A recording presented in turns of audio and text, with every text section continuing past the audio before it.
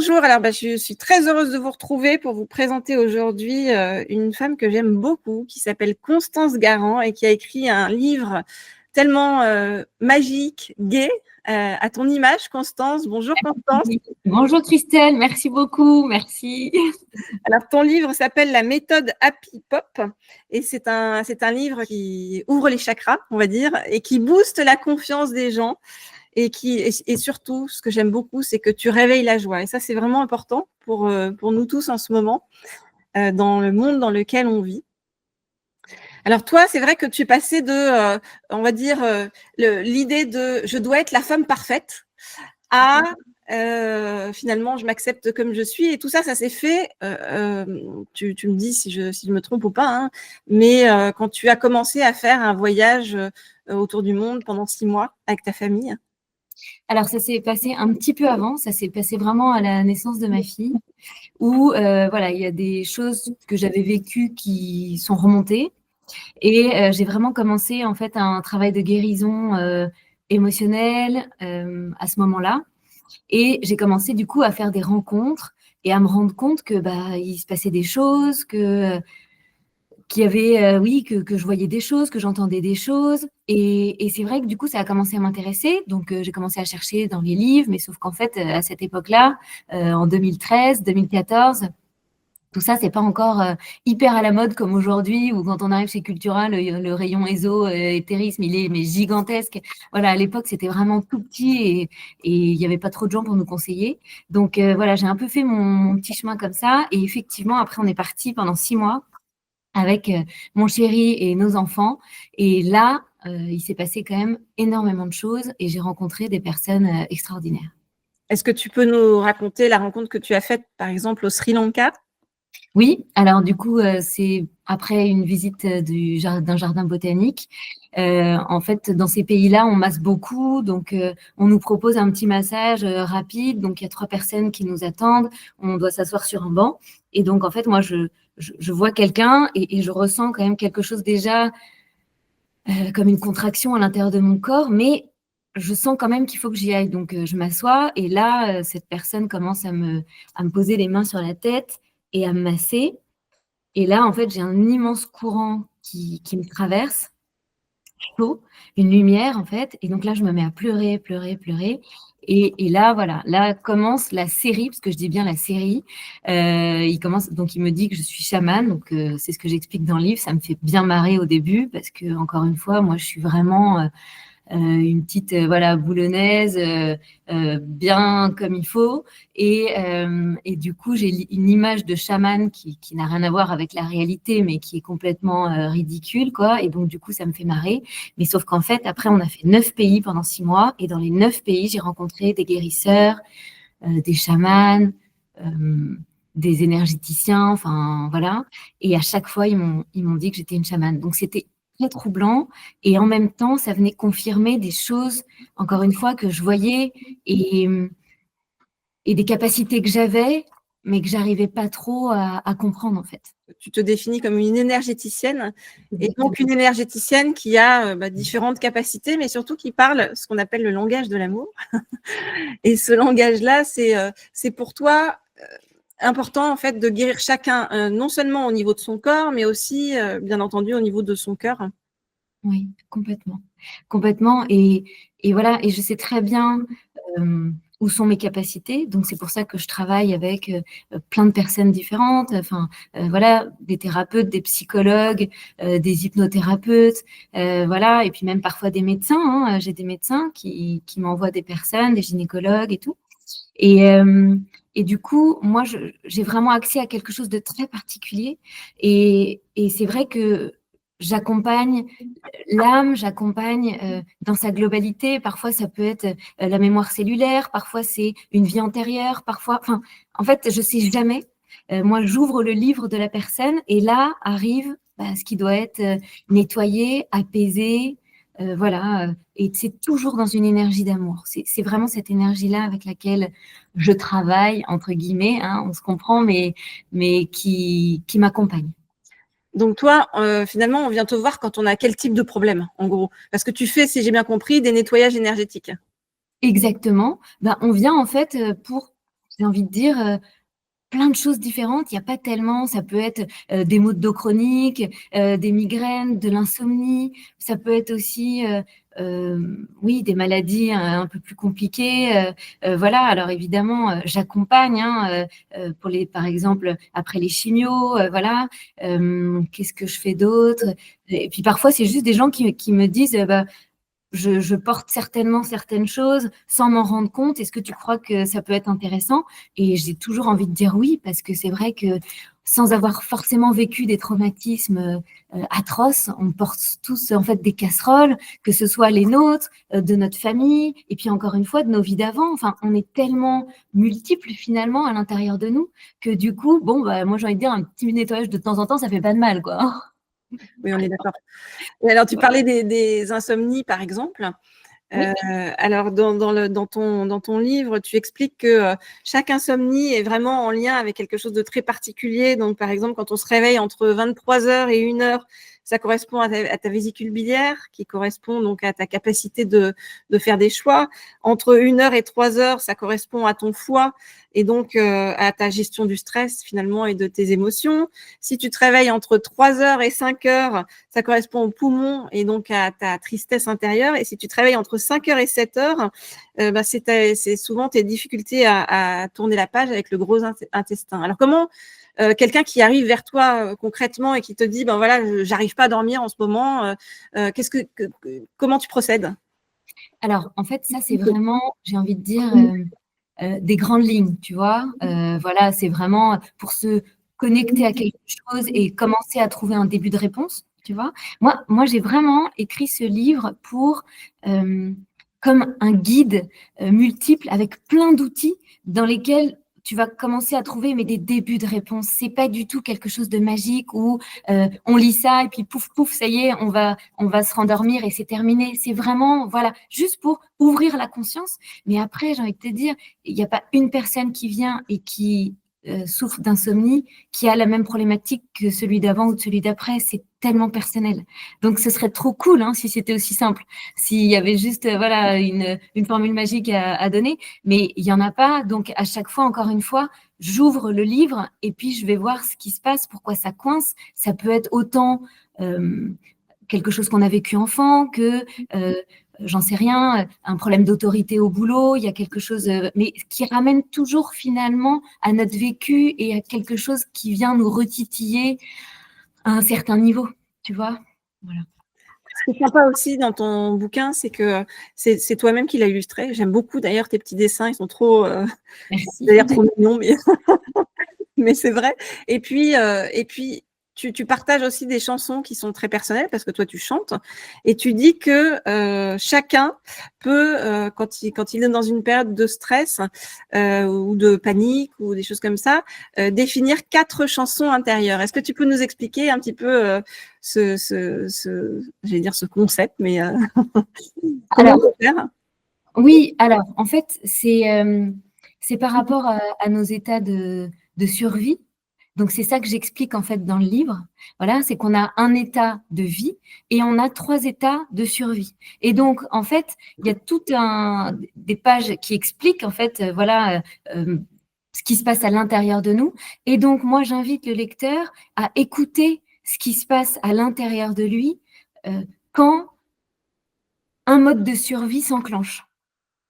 Et j'appelle ça nos chansons intérieures. Parce que souvent, quand on écrit, moi j'écris beaucoup, alors pour le plaisir, voilà, des histoires, mon livre et puis d'autres choses, mais j'écris aussi beaucoup pour me faire du bien. Donc tous les jours, il n'y a pas une journée où je n'écris pas. Et ça m'a permis justement d'identifier parfois c'est ce que j'appelle ces chansons qui sont en boucle répétitive et qui me montrent en fait dans quel état je suis. Quand tu dis ces chansons, alors ça veut dire les choses que tu te répètes en boucle, du type les croyances ou les peurs ou des trucs comme ça? Exactement, exactement. Tu vois, quand tu es en dorsale, bah, tu vas te dire je suis nulle. Alors attends, qu'est-ce que tu appelles être en dorsale? Parce que les gens ne savent pas forcément. C'est parmi en fait les 3 états de survie. d'accord? Et ça, c'est vraiment quelque chose que j'explique en profondeur dans mon livre. Et donc, quand on est en état de dorsale, c'est quand notre état de système nerveux s'enclenche et qu'on est comme statifié, en fait. Et là, nous vient, du coup, dans notre tête, un certain nombre de qualificatifs, hein, de mots, et souvent, voilà, ça peut être pour certaines personnes, je suis nulle, j'y arriverai jamais, je sers à rien, enfin, tu vois. Et donc c'est ça que j'appelle la chanson intérieure. C'est tout ce qui revient en boucle à l'intérieur de toi et qui va du coup, pas forcément t'aider à passer à l'action ou à te relever. Et donc c'est en ça que les connaître, quand tu vas entendre cette petite routine familière et pas forcément cool arriver, tu vas dire, ah là là, ok, mais alors toi, je te reconnais en fait. Toi, tu es la radio relou un peu, tu vois, voilà. Donc, je te repasse en radio énergie, tu vois. Et donc, je vais du coup te repasser sur une chanson où, là, du coup, je me remets dans un état de vie, dans un état de joie. Mais encore une fois, voilà, là, c'est un petit peu compliqué de l'expliquer en 3 minutes. Voilà, je vous invite à le découvrir dans mon livre, mais c'est vraiment très intéressant. Et j'aimais bien, en fait, cette métaphore avec la musique, parce que moi, j'ai souvent l'impression d'être connectée à une radio intérieure, et très souvent, c'est des paroles de chansons, et parfois que j'ai pas entendues depuis des années, qui arrivent, qui se mettent en route à l'intérieur de moi pour me faire comprendre quelque chose. Enfin, et donc, j'ai vraiment cette radio intérieure. Et donc, c'est ça qui m'a amusée, c'était de le retranscrire dans ce livre. Je trouvais ça plus ludique et plus sympa parce que cette histoire de vie et de survie, on le retrouve quand même dans pas mal de livres en ce moment. Et c'est vrai que moi, j'appelle ça mes chansons intérieures. Donc, c'est pour ça que j'invite le lecteur à découvrir les siennes. Ce qui est intéressant aussi, c'est quand tu parles de notre relation à notre environnement, mais aussi notre relation à notre environnement au sens large, c'est-à-dire avec les différentes personnes qu'on côtoie. Tu évoques les personnes qui sont parfois toxiques et tu nous expliques comment est-ce qu'on peut, quand on voit quelque chose ou quelqu'un qui nous plaît, comment est-ce qu'on peut le cultiver soit en nous, soit chez soi, autour de soi en fait. Oui, complètement. Et en fait, oui, moi, je suis toujours le succès des autres m'inspire, le succès des autres me fait plaisir, me fait du bien et me donne des ailes, en fait. Et c'est vrai que je suis toujours très heureuse de voir des gens réaliser leurs rêves, aller au bout de leurs envies, aller au bout de leurs projets. Et du coup, ça me permet, moi, du coup, d'aller cultiver en moi peut-être un petit peu plus de courage, un petit peu plus de force, un petit peu plus oui, enfin, de mettre ça en moi, parce que je me dis toujours, voilà, si quelqu'un l'a fait, eh ben, pourquoi est-ce que moi, j'y arriverai pas? Tu vois, voilà. Alors, effectivement, il faut bosser, hein, ça, il n'y a pas de secret, ça tombe pas comme ça tout cuit. Mais oui, c'est quelque chose qui m'a toujours plu, inspiré. Et oui, et c'est vrai que même par rapport à mes enfants, voilà, c'est quelque chose que je transmets beaucoup. Quand parfois ils disent, ah bah oui, mais lui, nanana, je dis, mais c'est super, en fait, tu vois, c'est génial et ça ouvre la voie pour les autres, en fait. Voilà. Comment ça se passe une séance avec toi déjà, est-ce que c'est une séance en présentiel? Est-ce que c'est une séance en visio? Où est-ce que ça a lieu? Alors, c'est les deux. Donc, ça peut être effectivement dans mon cabinet à Médan, là où je suis, voilà, ou en visio. Peu importe, ça n'a aucune importance. Vous pouvez être allongé dans votre lit. Parfois, j'ai fait des séances au parc, donc avec des gens qui étaient parc Monceau, allongés dans l'herbe, en visio sur le téléphone, hein, parce que je fais sur WhatsApp vidéo, voilà, parce que la technologie et moi, c'est pas ça, donc on fait simple. Et puis, oui, et puis je fais j'ai des personnes en Espagne, en Suisse, en Belgique. J'ai déjà fait une visio aux États-Unis. Enfin voilà, donc on s'arrange. Il n'y a pas de problème. Et alors comment ça se passe? Écoute, donc les gens arrivent dans le cabinet. J'ai un bureau, donc je les accueille. Je leur demande, voilà, s'ils ont envie de me dire quelque chose. Alors il y a des gens, oui, il y a des gens pas forcément, et c'est ok en fait. S'ils attendent quelque chose de la séance, tout en sachant que c'est à prendre avec des pincettes, parce qu'encore une fois, moi, je ne sais pas sur quoi je vais tomber quand je vais ouvrir le livre. Donc, voilà. Et puis ensuite, on s'assoit dans 2 fauteuils. Et puis, alors moi, je ne touche pas. Je me connecte, je suis assise à côté et je me connecte. J'ai pas besoin de poser les mains ou faire quoi que ce soit. Et là, c'est parti. Donc, l'énergie, en fait, passe à travers moi et là, il se passe tout un tas de choses. Et donc, soit c'est une partie du corps qui m'appelle, soit encore une fois, c'est une vie antérieure, un traumatisme d'enfance, voilà. Et moi, c'est comme si j'allumais une télé. Donc, j'ai des visions parfois très, très claires. Plus c'est fort à l'intérieur de la personne, donc plus le traumatisme est vibrant, plus j'ai vraiment des images très nettes. Voilà. Donc, je peux même, enfin, voilà, décrire l'endroit, la personne, ou sinon, c'est en clairaudience, voilà, j'ai des mots et je suis guidée, mais encore une fois, ça me traverse, hein, voilà, Donc, c'est bien plus grand que moi.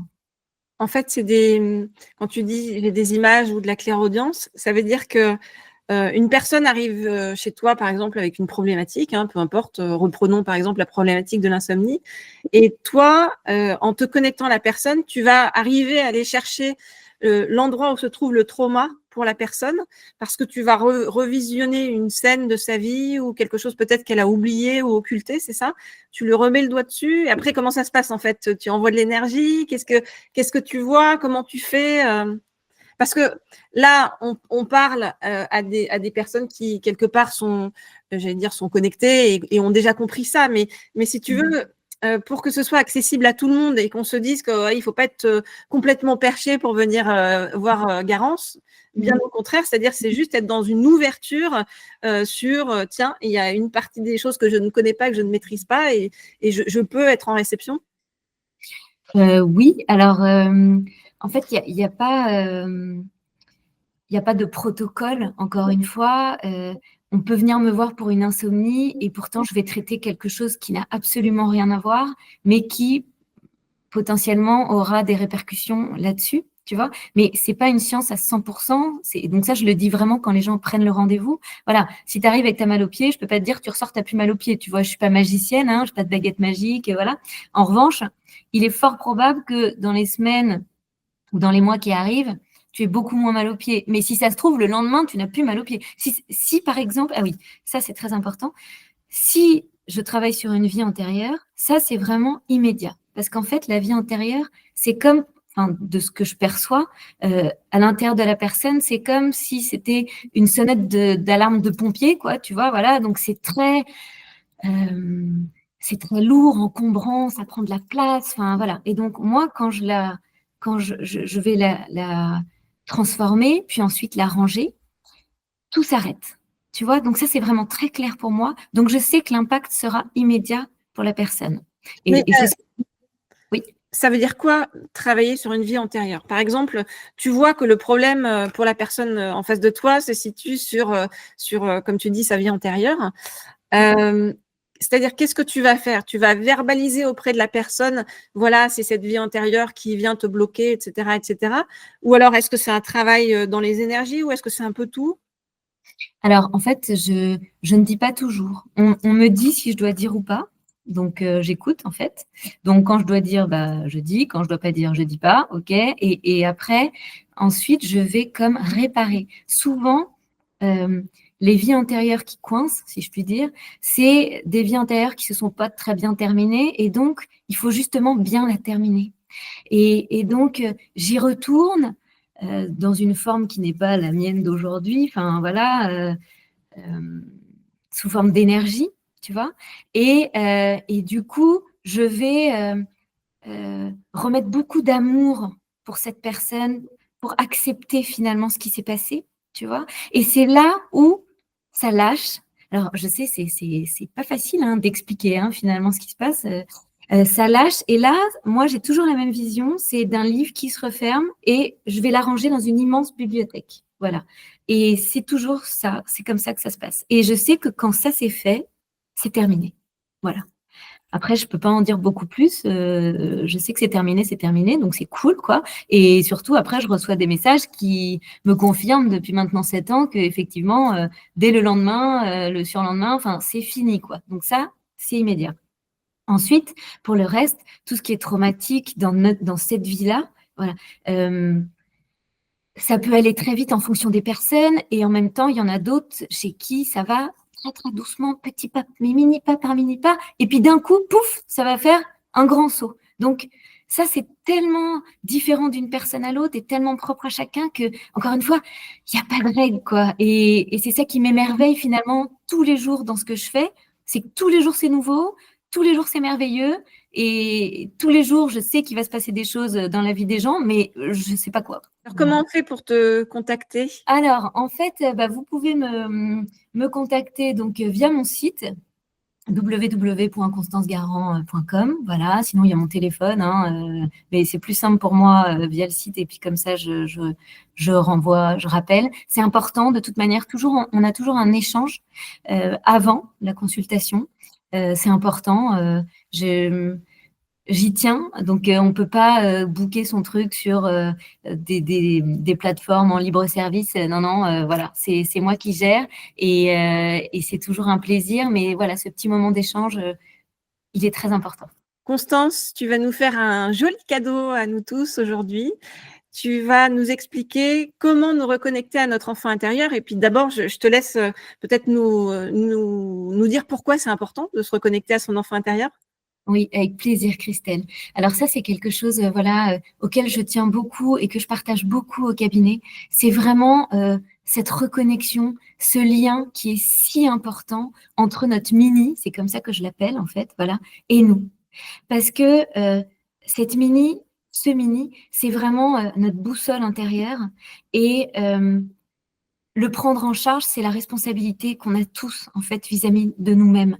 Donc, c'est vrai qu'on a des vies à 100 à l'heure où on est sur tous les fronts, on ne prend pas forcément quelques minutes par jour même, je dis bien quelques minutes hein, pour soi, voilà, ça paraît même le bout du monde pour certaines personnes, et finalement c'est indispensable. Et donc c'est vraiment ça que j'avais envie de vous partager aujourd'hui, c'est cette compréhension que vraiment à l'intérieur de votre cœur, voilà, votre cœur c'est comme une porte et à l'intérieur vit cette mini version de vous, et cette mini version de vous, elle vit là 24 heures sur 24, 7 jours sur 7, et votre job de tous les jours, c'est d'en prendre soin. Et comment déjà on en prend soin? C'est en connaissant nos besoins. Et je dis bien en connaissant parce qu'il y a des gens qui viennent de 40, 50, 60 ans parfois, et quand je leur demande leurs besoins, ils ne les connaissent pas. Sauf qu'en fait, honorer nos besoins, ça fait partie de notre équilibre. Enfin, moi, je sais que j'ai besoin de nature, j'ai besoin de rire, j'ai besoin de passer du temps seul. Si tout ça, c'est pas honoré chaque jour, le soir, je suis énervée. Enfin, tu vois, et pourtant, c'est de la faute de personne, c'est de la mienne. Mais c'est parce que j'ai pas pris ce temps-là pour moi. Et c'est vraiment finalement cette connexion et le fait d'avoir ce petit pacte avec soi-même qui permet d'être un minimum aligné et surtout de comprendre qu'en fait, à l'intérieur de nous, il se passe plein de choses et que ce mini, il nous parle toute la journée à travers nos émotions et que du coup, à chaque fois qu'on a une émotion, c'est pas quelque chose de négatif, c'est pas quelque chose qui est là pour nous embêter, quoi. C'est vraiment des messages de notre mini. Et à partir du moment où on comprend que chaque message est là pour nous et pour nous faire avancer, pour nous élever en conscience, pour nous montrer que, j'en sais rien, quelqu'un a dépassé nos limites, quelqu'un nous a touchés, donc il y a encore une petite partie blessée à l'intérieur de nous à aller consoler, à aller coucouner, en fait, le monde change pour nous, tu vois. C'est-à-dire que notre réalité change puisqu'en fait, tout notre intérieur est pris en charge et du coup est transformé. Je vois bien. À chaque fois qu'une émotion me challenge, à chaque fois qu'une émotion allume quelque chose à l'intérieur de moi, c'est vraiment, moi, ça c'est mon geste préféré. À chaque fois que je pose ma main ici, maintenant, c'est comme un pacte avec ma mini. Il y a quelque chose qui s'allume. J'ai une chaleur, tu vois, là, dès que je pose, j'ai une chaleur. Parce que c'est comme si je disais à ma mini, je suis là, je t'entends en fait.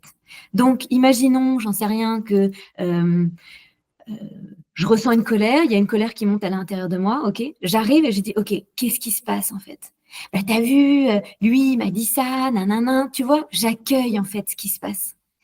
Ok, bon, et du coup, qu'est-ce que je peux faire pour toi? J'en ai marre, nanana, voilà, j'accueille, et une fois que l'émotion est passée, ok, puisqu'elle a été accueillie, là, je vais pouvoir me poser cette question qui est, en quoi est-ce que je peux poser une action juste? Qu'est-ce que je peux faire pour te rendre justice finalement? Et là, j'écoute ce qui se passe. Et là, je vais avoir accès à un niveau beaucoup plus fin et beaucoup plus sage que quand je suis énervée, ou là, si je réagis, je suis comme un petit chien qui aboie, tu vois, voilà, je suis en réaction à la situation, alors que à partir du moment où je prends en charge mon émotion et où je lui montre qu'en fait c'est ok, que je suis là pour elle, eh ben ça va du coup me traverser, et là, c'est aligné que je vais pouvoir verbaliser ce qui est juste pour moi. Et là, ma posture et l'impact de mes mots sera totalement différent. Voilà. Ça, c'est quelque chose, quand on est connecté à son mini et qu'on est là, voilà, tous les jours et à chaque instant pour lui, d'accord? Alors évidemment, en pleine réunion, on va pas se lever et mettre sa main sur le cœur et dire attendez 2 secondes, là, je suis en connexion avec mon mini, ok?